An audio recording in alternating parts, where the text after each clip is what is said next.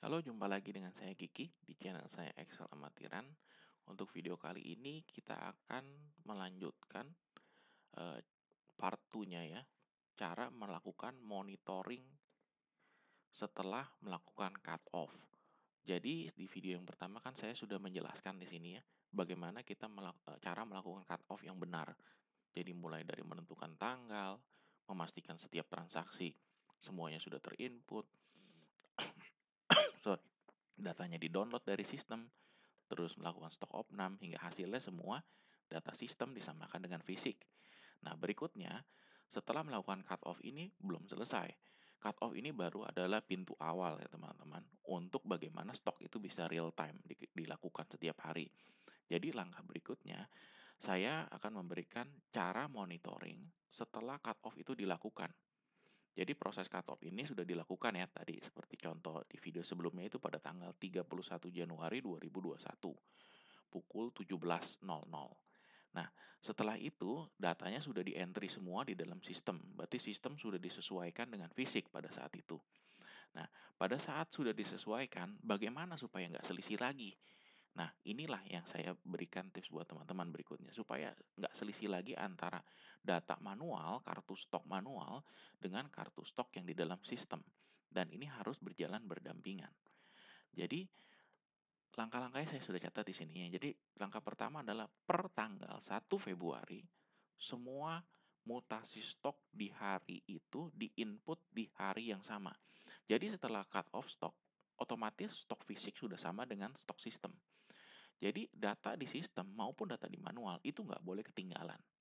Harus setiap hari selesai. Dengan kata lain, daily closing namanya istilahnya biasanya. Jadi setiap hari harus selesai. Jadi 1 jam sebelum gudang ditutup, bagian gudang itu harus memberikan rekap saldo akhir. Bagian gudang memberikan rekap saldo akhir dari kartu stok mereka. Dan saldo akhir itu akan di cross check dengan saldo akhir di sistem oleh admin gudang. Jadi di sini ada 2 orang yang terlibat ya teman-teman. Pertama adalah bagian gudang, biasanya namanya stock keeper, dan dia akan memberikan data kepada admin gudang untuk dicek antara manual dengan sistem. Nah, setelah itu, contohnya seperti ini. Misalnya proses pengecekannya. Di sistem didapati seperti ini, di-download. Ada 18 nih teman-teman ya. Ada 18 karton, Pokarinya ada 5. Jadi setelah, ini kan data awal nih. Ini sebelum di adjustment. Jadi setelah di adjustment, fisik ini akan menjadi sistem posisinya. Jadi kalau kita lihat di sini, nah, jadi berubah posisinya di sistem jadi ada 5, 3, nih sesuai dengan data yang di sini fisiknya. Ya, paham ya teman-teman. Jadi setelah itu kita akan cek manualnya di sini. Nah, manualnya di sini adalah data yang dihasilkan oleh orang bagian gudang secara manual stock keeper. Nah, dia akan memberikan laporan ke admin gudang dan ini kita buat summary seperti ini. Jadi summary-nya misalnya kita masukkan di sini datanya ada dari admin gudang bilang stock keeper bilang di sini ada 4. Secara data sistem ada 5. Terus susu ultra menurut manualnya ada 3.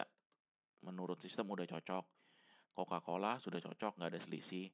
Fanta sudah cocok, nah ada selisih Kopiko, susu -1. Di manualnya 0, di sistemnya ada 1. Nah, kalau setelah kita melakukan cut off tanggal 31 Januari tadi, untuk cari selisih ini nggak susah nih teman-teman. Jadi tinggal kita buka aja mutasinya di hari itu, di tanggal 1 Februari. Dan ini pasti ketemu. Nggak mungkin nggak ketemu. Pasti langsung ketemu.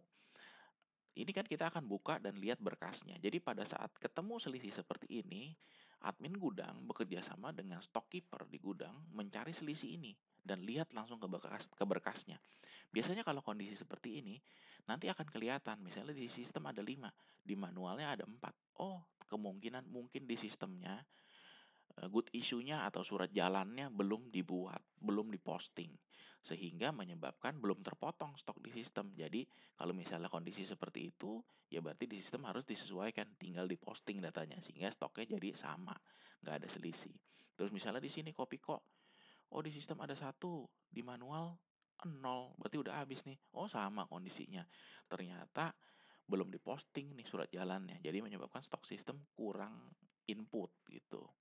Nah, jadi kenapa harus dilakukan daily closing?